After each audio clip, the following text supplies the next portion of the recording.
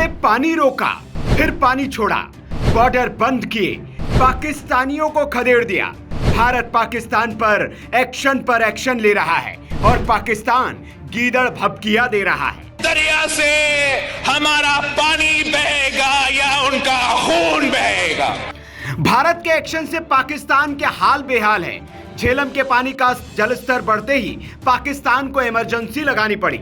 बात सिर्फ पानी तक सीमित नहीं है, पाकिस्तानी अब बिना दवाई के तड़पेंगे, क्योंकि पहलगाम हमले के बाद से ही भारत ने द्विपक्षीय व्यापार को पूरी तरह से बंद कर दिया है, जिस वजह से पाकिस्तान में दवाओं की आपूर्ति भी बंद हो गई है। इसके बाद पाकिस्तान टेंशन में है। उसने दवाइयों की आपूर्ति के लिए इमरजेंसी उपाय खोजने चालू कर दिए हैं। पाकिस्तानी मीडिया के रिपोर्ट के मुताबिक पाकिस्तान औषधि विनियामक प्राधिकरण ने पुष्टि की है कि दवा क्षेत्र पर प्रतिबंध के प्रभाव के बारे में कोई आधिकारिक सूचना नहीं दी गई है। हालांकि इमरजेंसी प्लान उनके पास पहले से ही मौजूद है। आपको बता दें कि पाकिस्तान का फार्मास्यूटिकल उद्योग कच्चे माल के लिए 40% तक भारत पर निर्भर है। मतलब भारत से कच्चा माल जाना बंद तो दवाई का निर्माण बंद, और दवाई बंद तो फिर पाकिस्तान में स्वास्थ्य सेवाओं की हालत क्या होगी, ये सोच सकते हैं।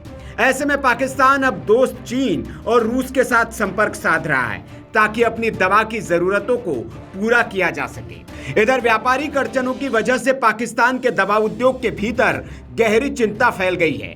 विशेषज्ञों का मानना है कि सप्लाई चेन में रुकावट से गंभीर दवा संकट पैदा हो सकता है।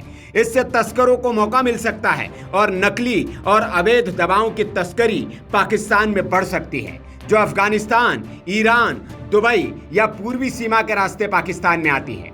इससे दवा बाजार में नकली दवाओं की भरमार बढ़ेगी और पाकिस्तानियों पर जान का संकट। इसी बढ़ती चिंता के बीच पाकिस्तान फार्मास्यूटिकल मैन्युफैक्चरर्स एसोसिएशन का एक प्रतिनिधिमंडल इस्लामाबाद पहुंचा।